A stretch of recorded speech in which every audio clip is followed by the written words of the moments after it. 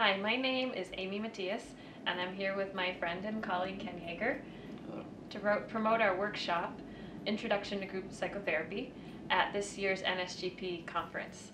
And we wanted to talk to you about why should one do group therapy, and also how does one do group therapy. So what are the benefits of group? This made us think about early childhood and how as we go through life we accumulate experiences that cause us to develop behaviors and survival techniques that stay with us as patterns into adulthood. And these can remain unconscious to us until there's cause to notice them. For example, we might find ourselves saying, "I've had that problem before, and I have no idea why I keep doing that." And it can also cause us to experience feelings such as isolation or loneliness, hopeless or despair, helplessness. It can cause us to feel flawed, and it can cause us to struggle in relationship. Relationships might feel disappointing or frustrating to us, or we might just feel like we're not very good at them. And so this is where group psychotherapy comes into play. And group provides us with a laboratory of sorts to explore relationship. It provides us a place to practice connecting and sustaining relationships with one another. And it allows us to explore how we've gotten stuck and make new choices and create new opportunities for ourselves going forward. It also provides us with an opportunity to see each other and ourselves through one another's eyes and develop a sense of how we are perceived in the world and who we really are. Neuroscience has shown us that it is a biological imperative that we stay in connection face to face with one another.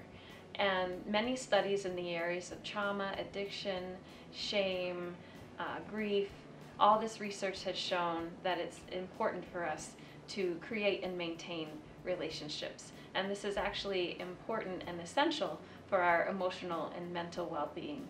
And it can lead also to a sense of optimism or confidence in having relationships with one another.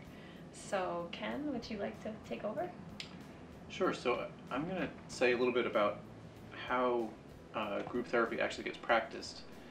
And one of the things we'll do is we'll try and create a place where people can talk about things that are generally avoided in normal social situations.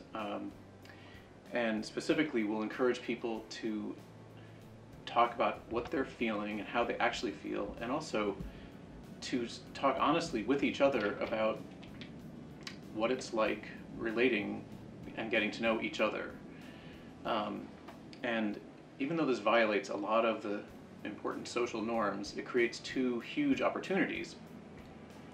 The first is that when we share the parts of ourselves that Amy mentioned that feel too weak, flawed, damaged, that we feel like we have to keep them hidden, when we actually do share them with others, we discover that people can relate to them, and that we may not be alone carrying those kind of burdens. And that can make a big difference in healing those kind of broken parts of ourselves. The other opportunity is that as a group begins to get to know each other and to have cohesion and function together, people can be honest with each other about the experience of relating with each other as it's happening.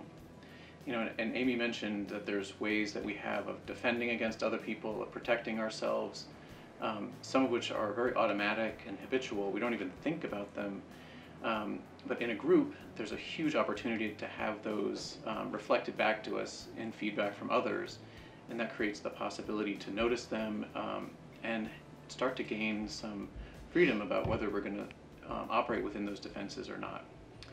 So if that sounds interesting to you, our full workshop is going to be at the NSGP conference on Saturday, June 6th in Boston. And the workshop, it's a 3-hour workshop. There'll be a broader introduction to the ideas of group therapy, and we'll also have a process group that people can participate in to see what it actually feels like to be in that group culture. Great. So if you're interested, You can register online, or if you have questions, you can contact either Ken or myself, and we hope to see you there. Thank you very much. Thank you.